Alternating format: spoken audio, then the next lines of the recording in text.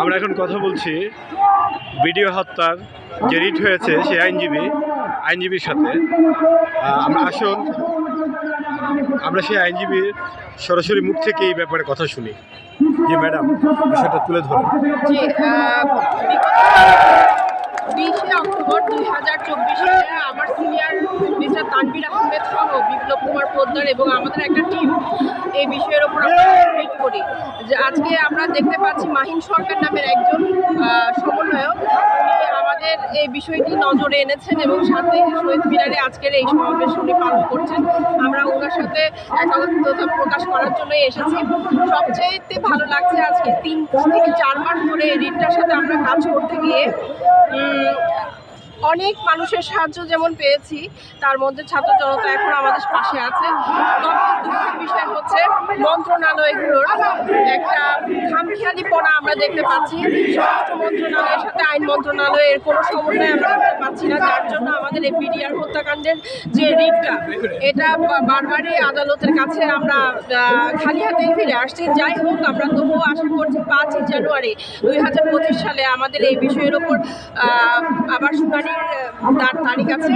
আমরা সেদিন একটা ভালো কিছু, ইতিবাচক কিছু নিয়ে ফিরবো জাতির জন্য, বিডিআর পরিবারদের জন্য, যে সকল সদস্য পিলখানা হত্যাকাণ্ডে শহীদ হয়েছে তাদের পরিবারদের জন্য। এই আশা আমরা এখনো বুকে রেখেছি। আর যারা এখনো জেলে আছে, জি, আমরা এখনো মনে করি আমাদের এই বর্তমান সরকার, ফ্যাসিস্ট সরকার বিদায়ের পর অবশ্যই এখনো মানুষের কথা ভাবে, কোনো ইন্টারন্যাশনাল চাপে ওনারা নেই।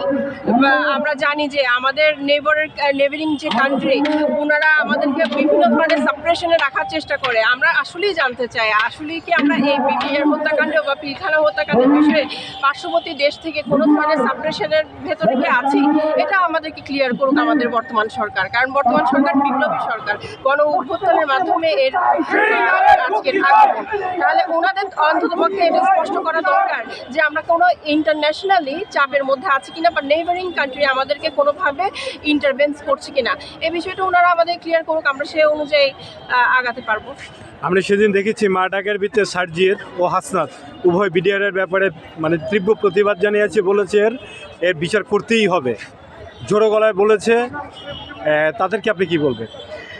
তাদেরকে তো সাধুবাদ জানানোর আর জায়গা নেই। আমরা বাংলাদেশের এই নতুন প্রজন্মের কাছে অনেক ঋণী। আমরা আইনজীবীরা সবসময় চাই তাদের সাথে আরও কিছু ভালো কাজ আমরা করে দিয়ে যেতে, কারণ তারা আসলেই নবীন। তাদের এই কাজগুলোর সাথে যদি আমাদের মতো কিছু মানুষ থাকে, তাহলে তাদের কাজগুলো আরও সুনতুনভাবে হবে বলে আমি আশাবাদ ব্যক্ত করছি। আর সার্জিস, হাসনাত, তারপর নাহিদ ভাই প্রচণ্ডভাবে ব্যাপারে জোরালো আওয়াজ তুলেছে সেদিন মাঠাকে। হ্যাঁ, আমরা ওনাদের কাছ থেকেই জানতে চাই, যেহেতু উনিও একজন ইন্টারিম গভর্নমেন্টের পার্ট, উনি আমাদেরকে একটু জানাতে পারেন কি যে এখানে ইন্টারন্যাশনাল কোনো ধরনের চাপে ওনারা আছেন কিনা। কারণ আমরা তো দেখতে পাচ্ছি এখানে আইন মন্ত্রণালয়ের সাথে স্বরাষ্ট্র মন্ত্রণালয়ের খুব বেশি একটা সমন্বয় নেই বলেই আমাদের এই কাজটা বেগবান হচ্ছে না।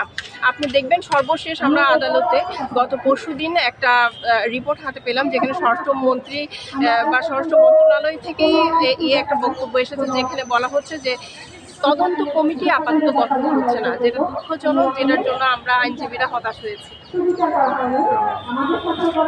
আশা করি আপনাদের যে প্রাপ্য যে বিচার